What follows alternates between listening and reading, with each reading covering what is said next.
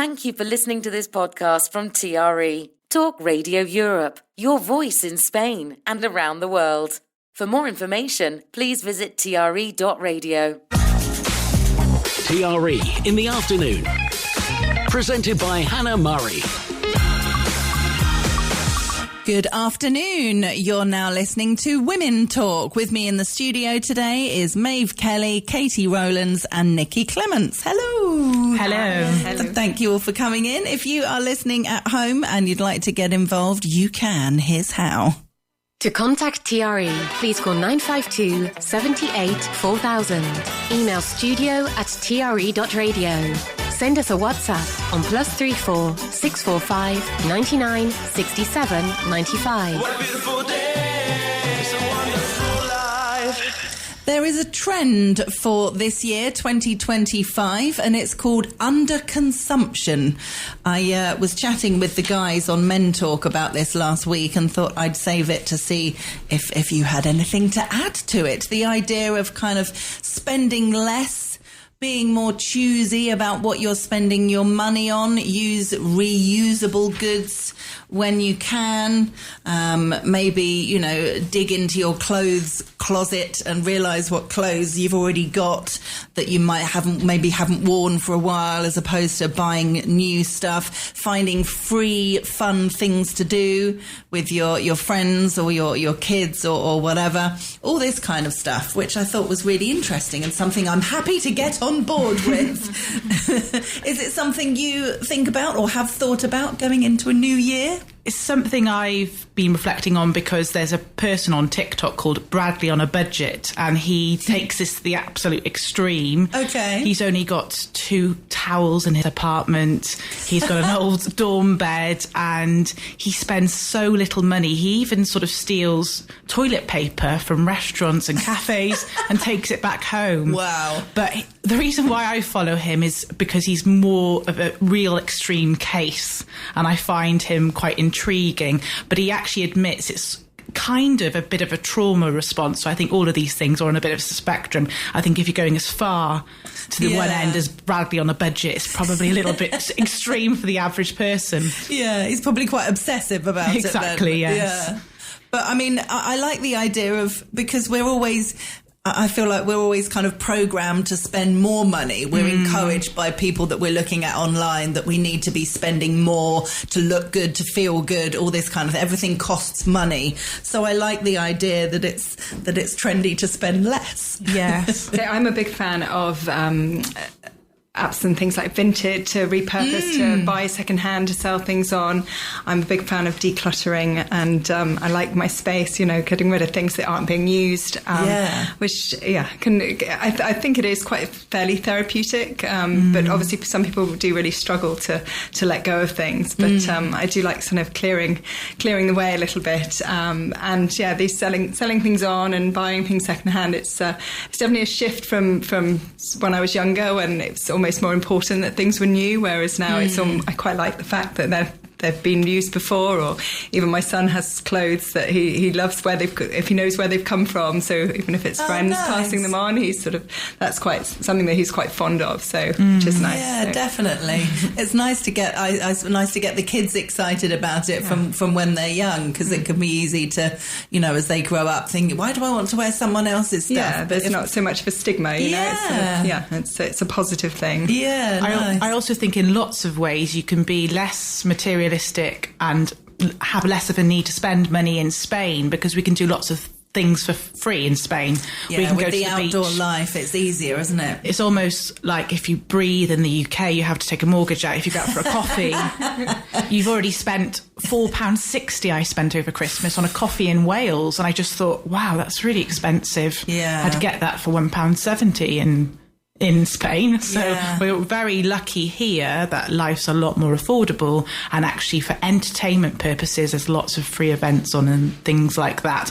But I also think this idea of being frugal does also depend on your sort of where you are in life. So I suppose it depends on how much disposable income you have, or whether you have lots of income. It depends on how much you're earning at that point in your life. It can depend on your friends as well. You know, I've gone through various stages in life where friends have got a lot more money than I have, or vice versa, and that can be quite tricky. You know, when you need to say, I'm really, I'd love to go to this restaurant with you for your birthday, but we can't afford it at the moment, or it's a bit more than we can spend, or whatever. And sometimes you just have to be honest, instead of feeling, can't say no to this. You have to be honest in the situation that you're in, don't you? Because you're not always going to have the same amount of money as your friends. And sometimes, in some instances, spending more money can help you save money. So if you spend more on a food shop, that's going to probably help you save money in going out for food. So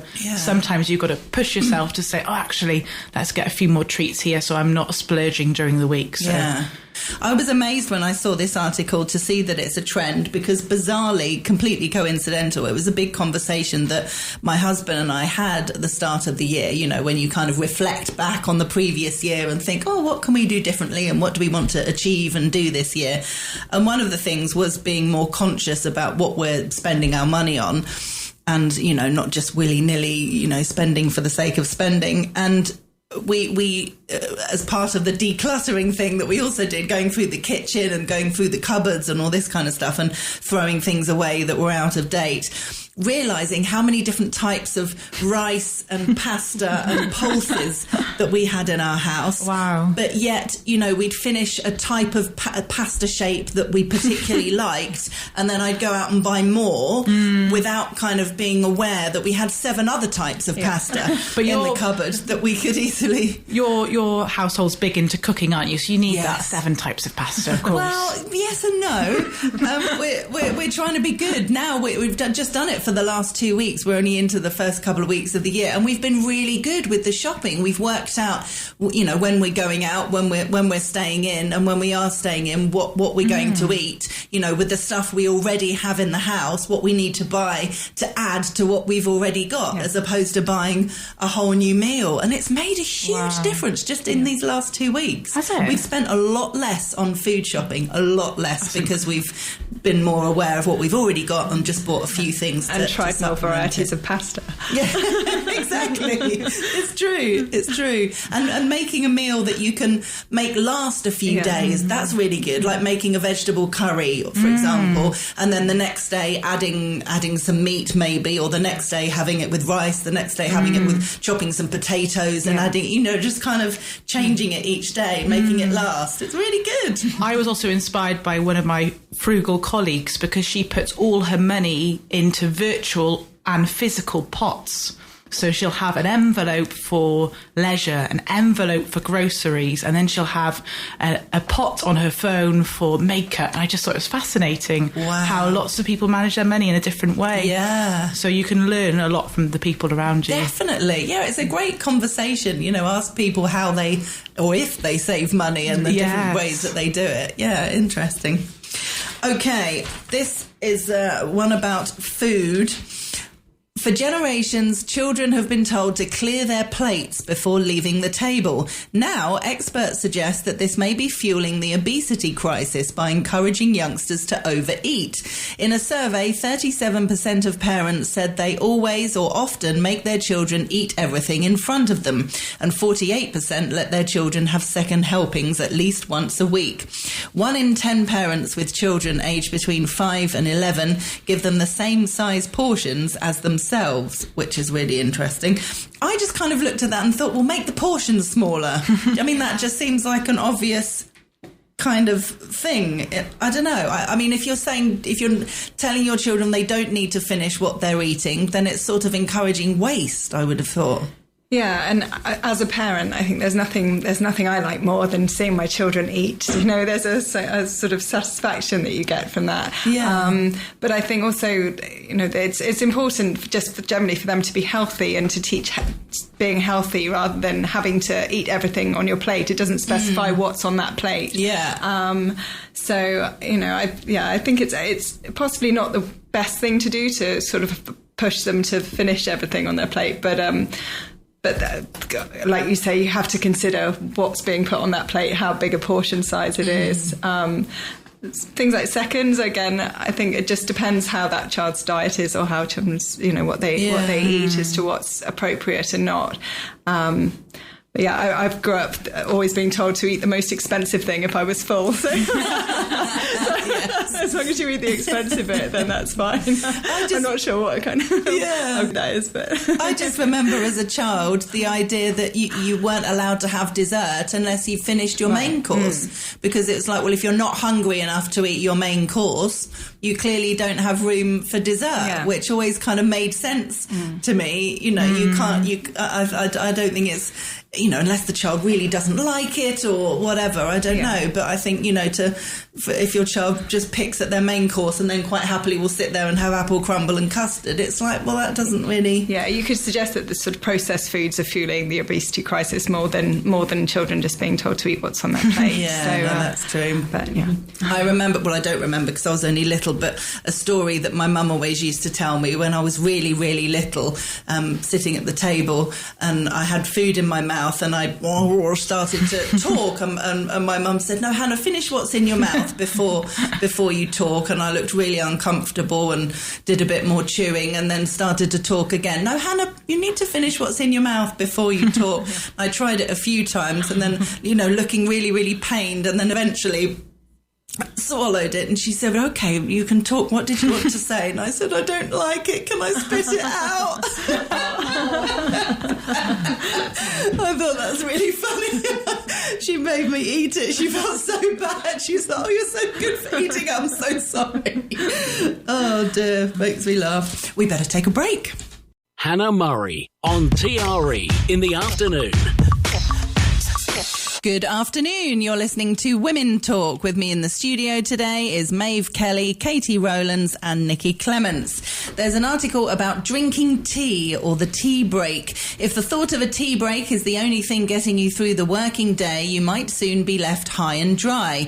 For the tradition appears to be dying out, with almost half of Britons now saying they don't share a regular brew with colleagues. 5 years ago, the average worker had at least one tea break a day, but 2/3 say they have noticed a fall in the custom. I love a cup of tea. Yeah? Yes, but I don't think we have active cup of tea breaks. We normally just bring in a flask, or we go to the cafe and buy something from work. I think the thing is, since COVID, the idea of working 9 till 5 has been changed around, which means people have much more flexible days. So sometimes people want to just get through their day, get through their tasks, so they can get home quicker, so they can have that cup of tea or glass of wine at home. Definitely. Rather than faffing about and work. Yeah. Because I think the older generation's idea of working was sort of to be seen to be working, but actually you can get the work done in a much shorter amount of time, just as efficiently as someone faffing around and having 1 cigarette break and 2 tea breaks, for example. I totally agree. I was interviewing someone the other day talking about work and the hours spent at work, and I know how long it takes me to do what I need to do, and I will come in for that amount of time and just kind of get on with it. Yes. And if I'm distracted, or if I sat there and had a break for ages, I wouldn't finish what I needed to do. You know what I mean? So I do when I come to work, I'm completely in work mode, and I just get on with it. And very often I finish what I needed to do like 2 minutes before my show starts, and I'm like, done everything. Great. Real pro you are. But if I sat there for 20 minutes having a break or having a chat for ages, I'd be behind what I needed to do. If I was here for the whole day, then for sure I'd take breaks, because I have loads of extra time. But I think it depends, doesn't it, on your hours and stuff. Yeah, and you can feel guilty then if you can see everyone else is working, or you're thinking, yes, I should, in the back of your mind you think, I should be doing that, not sitting down with my cup of tea. Yeah. But it is nice to take a break as well. Yeah. You need a break. Yeah, it's true. It totally depends. Depends on the work, it depends on the job, depends on the environment. I just remember years ago, the idea of having a break with your colleagues was a nice thing to do. You'd go and, depending on where you were, sit in an area where the coffee machine was, or maybe you'd sit outside on a patio, whether people were smoking or whatever. and you'd take a break together, and it would be a really nice thing to do. And I think there seems to be a shift as well. So when you do want to take a break, it's more commonly now that people take that to have that time to themselves, or have that time with their phone, or catch up on personal things, or just sort of lose themselves, to almost be away from other people for that break. So it's a break from from being people, from absolutely, from people, which sort of takes away. Even if you sit with a cup of tea and do that, it's still not particularly sociable now. It doesn't see that group kind of sort of community of opportunity seems to be lost now. Yeah, definitely. No, I think it has changed. Okay. Young adults are hiring others or relying on parents to do basic DIY, such as changing a light bulb or cleaning the car. Halfords says its survey of 2,000 adults showed that those aged 18 to 27 were most likely to pay a professional for straightforward household tasks, and suggested the younger generation are Godits, which stands for get others to do it. I've not heard that before. 1 in 5 did not know what a spanner was, and nearly a quarter could not change a ceiling light bulb, with many saying ladders are too dangerous. Well, this is interesting. I always think with this that, it gives youngsters a bad rap, as if, why aren't youngsters doing this? But most people, I would assume, learn about DIY from their parents. So if youngsters don't know how to change a plug or a light bulb, it's potentially because their parents didn't show them how to. So I blame the parents. I've started reading a book called The Anxious Generation, and it's about people who are roughly 27 and below. So I think the survey said 18 to 27, and it's about how that generation have grown up with screens throughout sort of their childhood, whereas I'm a little bit older than that, at 31, and I've seen this a little bit in the classroom over the years, and it's called learned helplessness. I think a lot of things to that generation and younger become increasingly easy. So, for example, when I used to want to listen to music back in the day, I'd have to rip the music onto a CD and then put it into my car. But these days, you can get everything instantaneously. So I think a lot of it is to do with the fact that some things in life are so easy these days that if you're trying to learn a new skill, you have to battle through all those stages to get to the final product. And I think it's not as instantaneous as going on Google or going on AI and finding the answer. So people want ease. I think some of that motivation needs to be learned by the young adult, and also it needs to be encouraged by the parents bringing them up. Perhaps, I don't know, to have a little bit more screen-free time and learn some more of those skills. But I remember trying to do some basic skills when I first lived on my own in Spain, and I struggled with some of those things, and I would ring up my dad crying and I'd say, I don't know how to change a bike tyre. And it took a couple of years for me to sort of get to understand these basic things, but it was a bit of a battle because I think I was just used to my parents doing quite a lot for me as well. Exactly, and we can be, and that can absolutely go throughout life. Yes, it really can. If you need to do something like change a light bulb or a bike tyre or whatever, you have a choice. If you have someone in your life, whether it's a partner, a sibling, a parent or whatever, that's easy, that knows how to do it, it's very easy to call them and either ask them to do it for you or ask them for help, or go onto YouTube. How do you change a bike tyre? I mean, it's all there, isn't it? And I think that's it. Until there's a need to know, then there's not very much interest in actually kind of learning these skills, even down to things like ironing, for young adults, if they don't mind their clothes not being ironed, then they've got no interest in ironing their clothes. So it's only when they want it done, or they need it done, and then they have to step up. I think then there's the interest and the Googling and but like you say, it's all there for them to watch and to be instructed on. So maybe that's I think the parents could give them some input, but I think as much you said about the immediacy for parents as well, it's quicker to do it yourself than to show your children, even though that might not be the right thing. I think it applies for parents as well. But, definitely. It's funny, isn't it?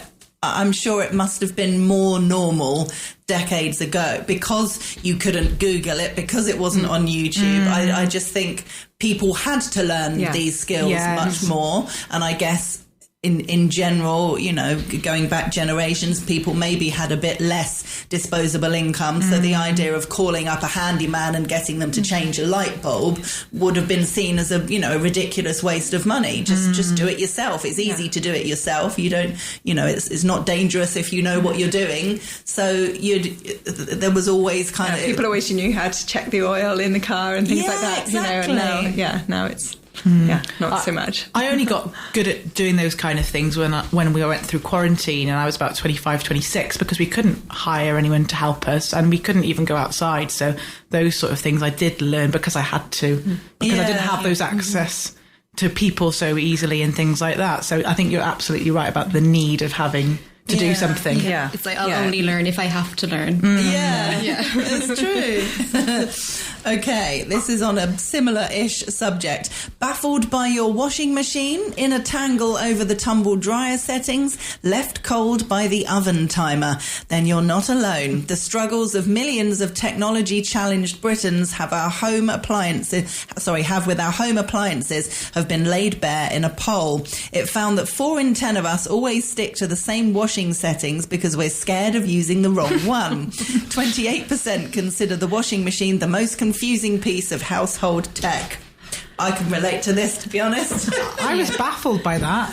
Oh, were you? Oh, no, Yes. I use the same thing I all use the time. I use the same one all the time. And I've had to Google what picture it's flashing at me and everything. What does that picture mean? Yeah. So do you use all the different settings on your washing machine, depending what you're putting in? You know what it all does? Yes, I think so, because... Oh, very impressive. You'll have to teach us. there's two major icons, isn't there? There's one's to do with a spin normally and one's to do with the temperature. And if it's just spinning, it's just drying. And then if it's... We're all taking notes. And if it's temperature and spinning, it's a wash and then a dry. Surely it's not that complicated. I actually make it even more complicated for myself by putting it on a smart plug. So I make it more challenging by starting off the washing machine in the evening, and then I say to the Alexa, turn off the washing machine once I've already started on the cycle. And then Alexa turns off your washing machine? Yes. I've got smart plugs. She is clever. I know, but sometimes I name it the fan. So if I'm having a particularly wild day, I'll say, Alexa, turn off the fan. But I know it's the washing machine plug, if that makes sense. And then I'll say... all the fun you have in your house. And then I'll say, Alexa, could you please turn on the washing machine at 6 a.m. tomorrow morning, please? And then the switch will go back on for 6 a.m. and then my clothes will be ready to put out before I go to work. That is clever. I wonder how many Alexas were listening just then and are now setting their washing machines to 6 a.m. I've never even heard of that you can get so what's it called, a smart plug? Yes, they're called... one of the brands is called Tapo plugs, and they're smart plugs, and you can connect them with the Alexas. I think I've got 4 in my house. I've got... Really? Yeah. So for different pieces of equipment? So I've got one for the heater upstairs, one for the heater downstairs, one which I change around between my electric bike and the washing machine, and then I've got 2 smart bulbs. This is fascinating. Is this a new world to you too as well? Or are you I've never used them. I was aware of them, but not ever. But the problem is, if, for example, your electricity or your internet goes down, the bulbs stop working completely. So they're not that smart then. No. If your internet goes, then your whole house falls apart. And one of my colleagues said he was staying in a house and the lights turned on automatically during the night, and he didn't know how to verbally turn it off. So there are some flaws to this system. So I don't find a basic washing machine complicated, basically. Wow. Well, you've made me feel less smart in all kinds of ways. That's amazing. Yeah, what about the oven? I'm not too bad with my oven. No. Although when the power goes off and it resets the clock. Who knows? I can never work out how to reset the clock. No, same. So it just stays wrong. Our oven clock is never right. Yeah. I think the oven's quite straightforward. The only thing that frustrates me... You got a smart one, have you? No. The only thing that frustrates me is that it takes longer to heat up than the average one. Okay. So if my mum visits me, she'll say, "Oh, it takes a long time to heat up this oven, doesn't it?" Right. So I said, "Yes, it does." Do it a lot. Yeah. Just need to wait a bit longer. Yeah. Okay. Fair enough. Riveting. Yeah, it is. I'm gonna go onto YouTube and I'm gonna look up all the different settings so I know what my washing machine can do for me. Exciting times. We better take a break. Hannah Murray, TRE in the afternoon. Good afternoon. You're listening to Women Talk with me in the studio today, Maeve Kelly, Katie Rowlands and Nikki Clements. Just had a message from Jane who says, "Hi Hannah, restaurants work like this nowadays. All commands are for Alexa. Switch off the oven in 20 minutes, switch on the oven in an hour, etc., etc." It's amazing. Wow, there you go. I'm impressed. This one I thought was quite controversial, but this annoyed me slightly, so I'm interested to hear your thoughts. It says smokers are more likely to give up the habit and stay off it if given rewards. The incentives are particularly effective with pregnant women, who are twice as likely to quit when offered financial rewards.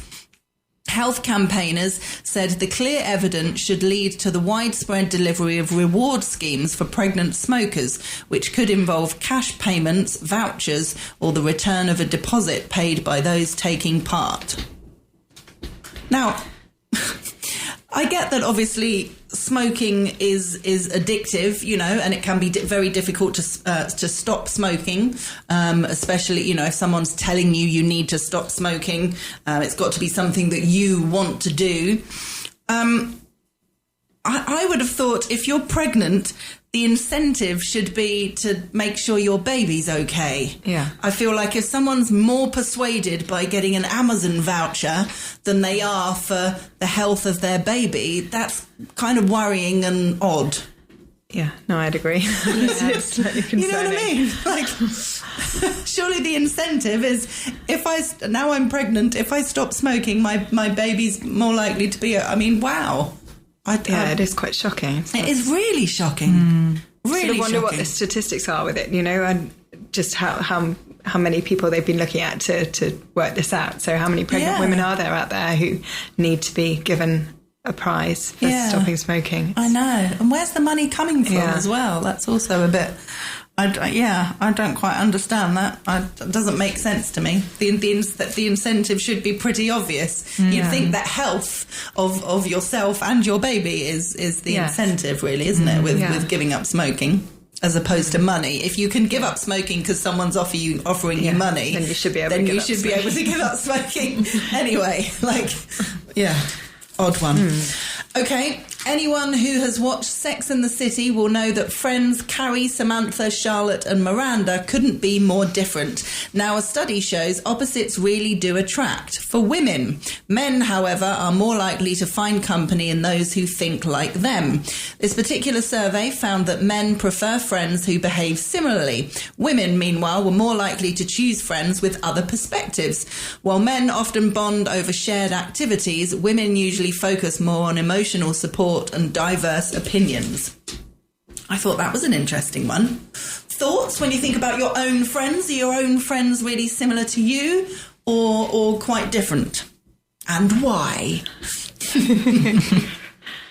I suppose I've got quite a lot of diverse friends, different ages, they're from different countries. And I don't really look into whether they're similar or not, but I suppose you've got to have something shared, whether that's going out for a coffee or going on a bike. Otherwise, for me, I suppose activities are quite important, but the emotional part is also essential as well. So, but I think you have friends for different parts of your life, and sometimes you have a friend forever, or it's just a season of your life, or they're there to give you a lesson of some sort. So I think it depends really on the situation.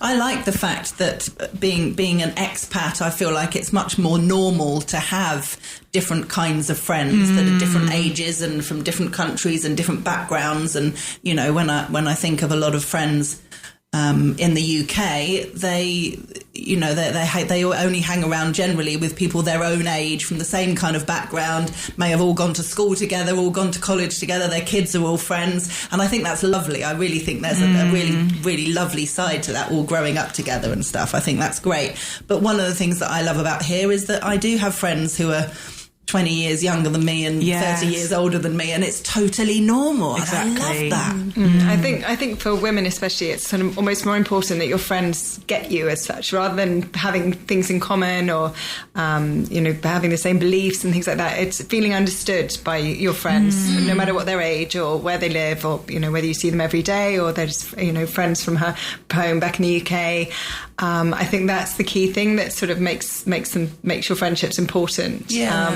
I'm not sure maybe that is different for men, where it needs to be a bit more sort of have sort of similar things in common, and but I think it's that emotional sort of support and connection that creates a sort of strength in relationships and friendships for women. I think. I think you kind of see the difference of what you were saying, Katie, about having different friends for kind of different reasons and different lengths of time. And, there were friends that I would do some things with and, more kind of exercise things with, others that I'd more go for a long lunch with and, different things like that. And it can be quite normal to discuss different topics with different types of friends. If you have got friends who are totally on the same page as you with so many different things, your belief system, your morals, what you think about politically, all that kind of thing, then sometimes it's nice to talk about those controversial subjects when you're both on the same page, because you're like, and the way that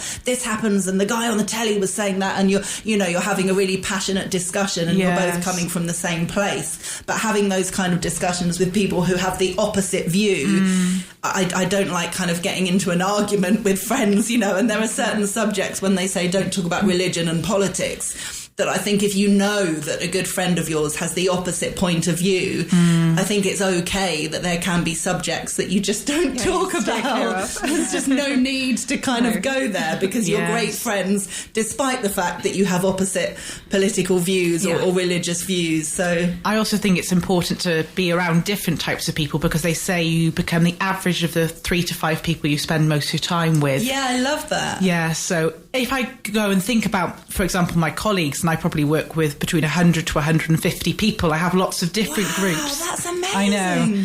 So I can choose who I'm going to go and sit with at lunchtime. And I think I've got some Spanish friends, and they will really encourage me to speak Spanish and sort of introduce me to Spanish culture.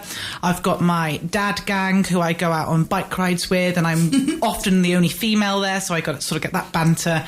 And I have other sort of different groups in my work environment, which is really lovely. And you learn so much from different people, and also people who are nearing retirement as well. And they can sort of give you the wisdom of life, and they're their biggest life lessons and things like that. Yeah. Oh, I love it. I think it's really important to spend time with people younger than you, and you can learn an awful lot from people younger than you, often about things that maybe you might not understand so much, like washing machines or AI or technology or whatever. And absolutely learn a lot from older people, and it can be definitely. I think that's one of the best things about living here, being able to have great relationships with totally different types of people. It's very exciting seeing all these different types of people all the time. I think sometimes when I go back to the UK, I just think sometimes the group of people I'm around are quite homogenous, and they're sort of they've been in the same town and same interests, same ages. Yeah, and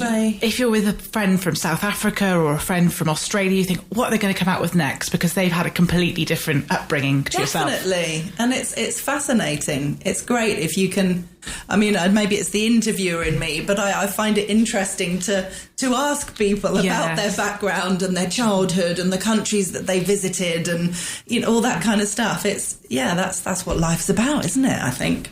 It's for me anyway. We better take the last break. TRE.radio. Hannah Murray. TRE in the afternoon.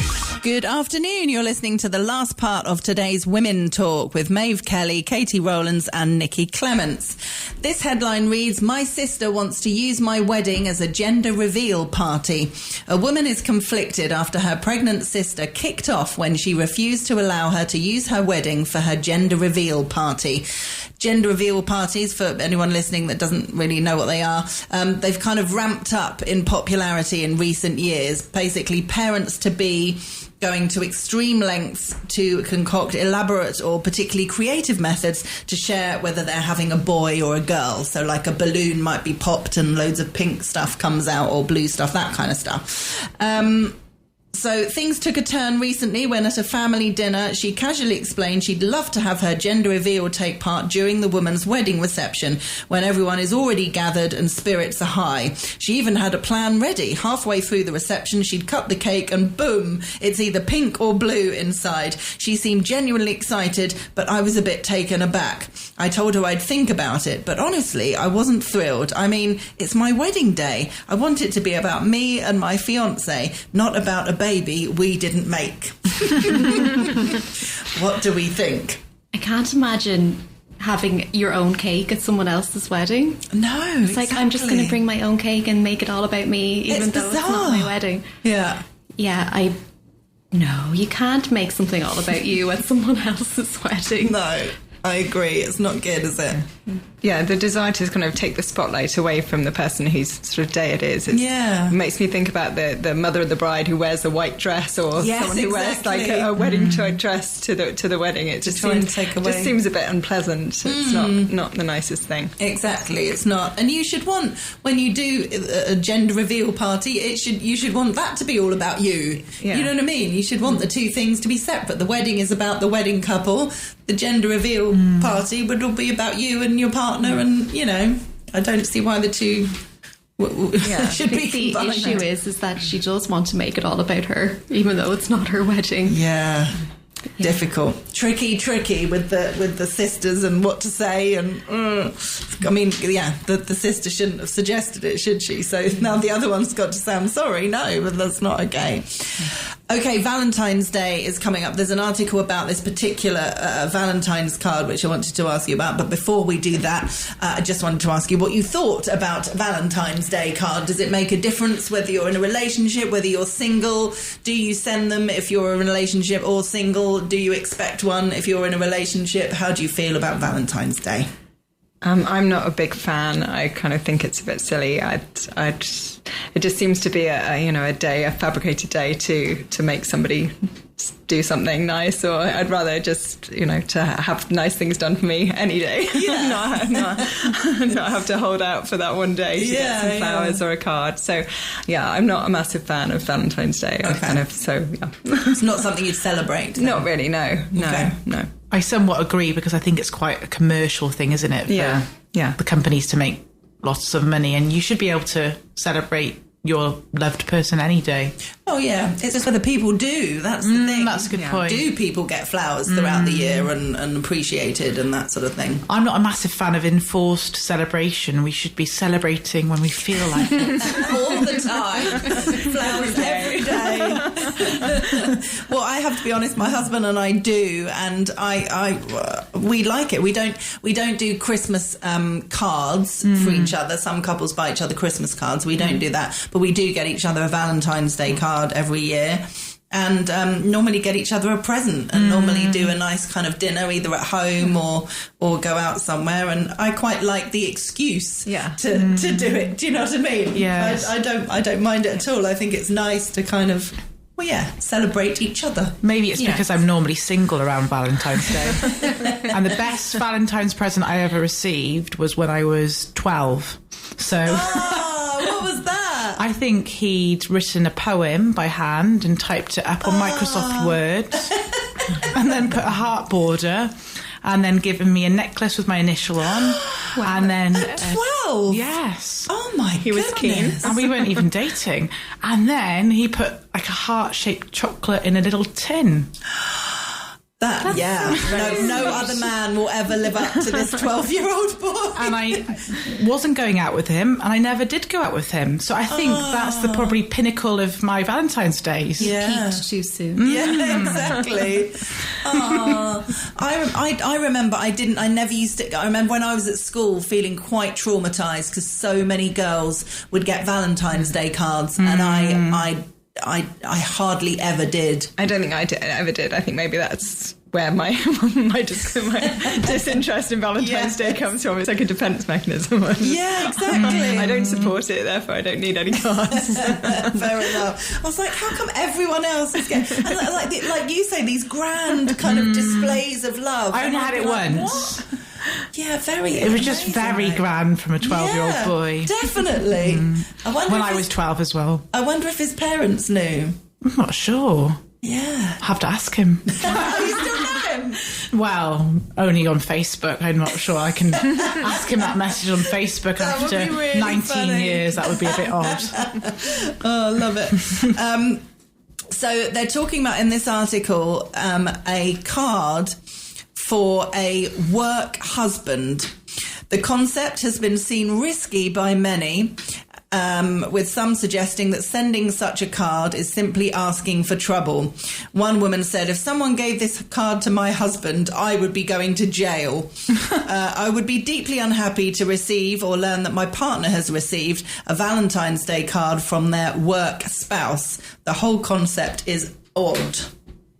I think you can appreciate your work colleagues, but I don't know if sending a card on Valentine's Day, that's a little bit too far, isn't it? It does seem a bit It's supposed strange. to be romantic and about love. Why are you thinking about this person when you're buying the card? Yeah.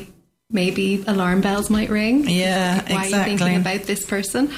Unless you're both single, and that's probably fair game. Yeah, maybe. I mean, I was thinking, I wonder if it depends on the job. You know, if you're in an office job and you work with loads of people, to kind of refer to each other as that might be a bit strange. But I've seen two people who host radio shows, for example, together for many, many years. You know, might host a breakfast show together for years and years and years. And I've seen, you know, on social media them refer to each other as their work husband and their work wife. You know, they've obviously got a great relationship. They're working just the two of them together on a daily basis for years on end. So I think in that concept, that sort of makes sense. Yeah, the term makes sense, but giving a card on Valentine's Day seems a little bit I agree. much. I think the term's fine. I think sometimes you spend more time in the workplace with your work colleagues, and they probably do a lot for you sometimes. But like you said, the timing's not great, is it? Yes, okay, I see what you mean. To say it is one thing, but to actually buy a card, to market with that. Yeah, exactly. That makes sense. Okay, we've got under 5 minutes left. The proportion of young couples getting married has dropped by almost a third since the 1960s, amid a deeply troubling fall-off in matrimony. Trends indicate that fewer than 6 in 10 of those born between 1997 and 2012 will ever tie the knot. Thoughts on marriage? I think people are put off by the complications of divorce, really. I think the idea of marriage is still something that you know, is quite appealing to lots of people, but the impact of separation, what comes with that, financial stress, emotional stress, children, legal system, courts and everything. I just think that for lots of people it's almost too much to, you know, it's off-putting. So, you know, you can live quite happily without being married. I think that's possibly why it's, you know, one of the reasons why it's sort of fallen out of favour, or, you know, isn't being taken up quite so much. And before, it was like a milestone that you had to reach, especially for women. You were expected to get married, where now there isn't as much pressure on women to get married. You can have your career, you can do what you want. So it could be part of that as well, that people are just enjoying independence, or they just don't see it as something they have to do anymore. Yeah. I remember always thinking I wanted to. You know, I'd always kind of thought that I would, like to. I never felt I had to, but just kind of thought, I like the idea of having a wedding and being someone's wife. You know, just the whole concept of it. I've always kind of thought, yes, I would like that for me, personally speaking. Or perhaps some people are delaying it because of the pressure to have a fantastic wedding. I suppose weddings in the UK probably cost quite a lot of money these days, don't they? Yeah. Well, not just in the UK. Yeah, it depends what you want to do, but they can cost a ridiculous amount of money. And it's like keeping up with the Joneses. You might want to appear like you're having an amazing wedding, but maybe you can't quite front the cost of that wedding, so you might as well wait until you're both in a financially stable position, especially if you're living somewhere like London or something like that, where it's a high cost of living, and probably to have a wedding in London is probably astronomical. And just the word wedding on top of anything, wedding cake, wedding hair, wedding dress, all these kind of things that cost a certain amount, add the word wedding and you can add a couple of noughts on. I mean, it's quite frightening how much things can cost. I remember the first quote I got for a wedding cake. I was like, what? But we're going to eat it. It's not like... I couldn't believe it. I literally couldn't believe it. Yes. Okay. We've got under 2 minutes. Oh, this is on the same kind of subject. My secret £200,000 marriage escape fund and why every woman should have one. This is the idea of having a kind of secret bank account that your husband doesn't know about in case anything goes wrong, and then you're financially all right on your own. I'd love to know how they saved £200,000. Yes, right. Where they got the money from. Step-by-step instructions first. Yes, yeah, absolutely. I find it odd keeping something like that secret from my husband. I'd find that really I think weird. unless there's a doubt over the fairness of events should they go wrong, I guess you sort of feel like it shouldn't be necessary. No, exactly. And if you feel like it is necessary, perhaps there's your cue that you should there's your do red that. flag. Yes, exactly. Anyone else? No. Okay. We have under a minute left, so there's no need to kind of crack on with another subject. So we'll leave it there. Maeve Kelly, Katie Rowlands and Nikki Clements, thank you all very much for being with us today. Have a great weekend. If you're listening at home, Howard Brereton is coming up next with Spain Today.